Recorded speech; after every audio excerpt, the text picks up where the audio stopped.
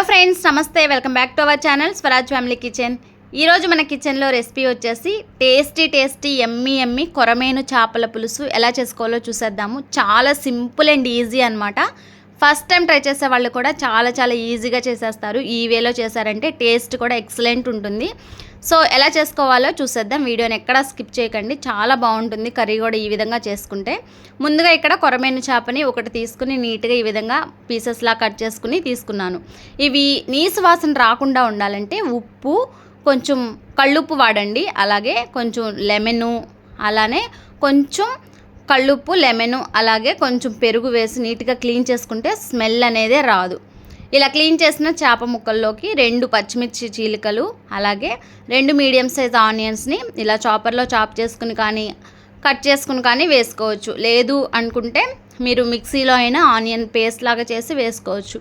గ్రేవీగా థిక్గా చాలా పులుసు అయితే ఈ కొరమేను చేపల పులుసు అద్దరిపోతుంది. ఇందులోకి 2 రెమ్మల కరివేపాకు, అలాగే మన టేస్ట్కి తగ్గట్టుగా ఉప్పు వేసుకోవాలి. చాలా సింపుల్ ప్రాసెస్ అనమాట. మనం మొత్తం కలిపి పెట్టేసి స్టవ్ మీద పెట్టేస్తే మినిమం 15 మినిట్స్లో కర్రీ అయితే ఈజీగా సింపుల్గా అయిపోతుంది. వేడి రైస్లోకి తింటే అద్దరిపోతుంది. తర్వాత ఈ చేపల పులుసులో మెయిన్గా కారం కొంచెం ఎక్కువే పడాలి. కారం, ఆయిల్, చింతపండు పులుసు అనేది కరెక్ట్ క్వాంటిటీలో పడితే టేస్ట్ ఎక్సలెంట్ ఉంటుంది ఫ్రెండ్స్. ఇక్కడ నేను కారము ఒక 4 టేబుల్ స్పూన్ వేసుకున్నాను.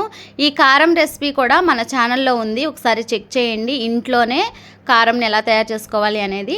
అలాగే 1 టేబుల్ స్పూన్ పసుపు, 1 టేబుల్ స్పూన్ అల్లం వెల్లుల్లి పేస్ట్, అలాగే ఒక పావు కప్ అంతా ఆయిల్ వేసుకోవాలి. ఆయిల్ కొంచెం ఎక్కువగా ఉంటేనే బాగుంటుంది. అట్లాగే 2 మీడియం సైజు లెమన్ ఉన్నంత చింతపండు పులుసుని తీసుకొని బాగా ఇలా ఈ గుజ్జంతా కూడా ఈ చేపల పులుసులో వేసుకొని మొత్తం ఒకసారి చేత్తో ఇలా మ్యారినేట్ చేసేసుకోవాలి ఫ్రెండ్స్. చాలా బాగుంటుంది. ఇలా కలిపేసి ఒక 5 మినిట్స్ హై ఫ్లేమ్లో పెట్టేసేయాలి. 5 or 10 మినిట్స్ హై ఫ్లేమ్లో పెట్టుకున్నామంటే చాలా ఈజీగా ఉడికిపోతుంది. చాలా సింపుల్గా అయిపోతుంది. పెద్ద ప్రాసెస్ కూడా పట్టదు. చేపల పులుసు అంటే ఎన్నో రకాలుగా ఉంటాయి, కానీ ఈజీ ప్రాసెస్లో చేసుకోవాలంటే ఈ విధంగా చేసుకోండి, చాలా బాగుంటుంది. చూసారు కదా, ఈ విధంగా మనం ఉప్పు, కారం ఏవైతే మసాలా వేసామో అన్నీ కూడా చక్కగా కలిపేసుకొని ఇప్పుడు దీన్ని తీసుకెళ్ళి స్టవ్ మీద హై ఫ్లేమ్లో ఒక 10 నిమిషాలు పెట్టేసుకుందామండి.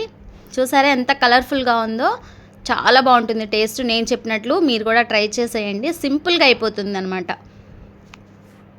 చేపల కూర ఎన్నోసార్లు వేల సార్లు చేసుంటారు, కానీ ఇలా చేసుకున్న పద్ధతిలో చేసిన కర్రీస్ కానీ పులుసులు కానీ చాలా బాగుంటాయండి. సో ఇప్పుడు స్టవ్ మీద పెట్టేసుకొని ఒక 10 మినిట్స్ హై ఫ్లేమ్లో పెట్టుకున్నామంటే కనుక చక్కగా ఒక 50 or 60% అయితే ఈ ఫిష్ పీసెస్ మంచిగా ఉడికిపోతుంది. చూసారా, మంచిగా బుడగలు వస్తూ చాలా మంచి స్మెల్ వస్తుంది అనమాట ఉడికేటప్పుడు. చక్కగా థిక్గా మనం ఈ చింతపండు పులుసు కూడా మంచి క్వాంటిటీగా వేసుకోవాలి. ఎక్కువగా వేయకూడదు, అలాగని తక్కువగా కూడా వేయకూడదు. చూసారా పులుసు అయితే ఎంత థిక్గా కనిపిస్తుందో. ఇలా హై ఫ్లేమ్లో ఒక 10 నిమిషాల నుంచి లో ఫ్లేమ్లో ఒక 5 మినిట్స్ ఉంచేసేయాలండి. చూసారా మంచిగా పులుసు కూడా చేప ముక్కల చుట్టూ చక్కగా ఉంది. ఈ విధంగా మళ్ళీ నేను మూత పెట్టేసి ఒక 5 మినిట్స్ లో ఫ్లేమ్లో పెట్టేసి 10 నిమిషాల తర్వాత స్టవ్ ఆఫ్ చేసేసినట్లయితే చూసారు కదా, కొరమేను చేపల పులుసు అయితే రెడీ అయిపోయింది. చాలా బాగుంటుంది టేస్ట్ అయితే. చూడండి మంచిగా పీస్ కూడా చక్కగా ఉడికిపోతుంది అనమాట. ఎలాంటి డౌట్ అవసరం లేదు. చక్కగా గ్రేవీగా థిక్గా ఉంటుంది పులుసు కూడా.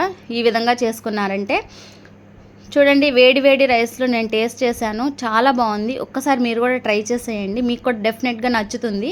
సో ఫైనల్గా ఈ కర్రీ అయితే ఇలా అయితే రెడీ అయిపోయింది ఫ్రెండ్స్. మీకు కనుక ఈ వీడియో నచ్చినట్లయితే ప్లీజ్ లైక్ చేయండి, షేర్ చేయండి. సబ్స్క్రైబ్ చేయకుండా ఈ వీడియో చూస్తున్నట్లయితే తప్పకుండా సబ్స్క్రైబ్ చేయండి. Thank you for watching. Bye friends.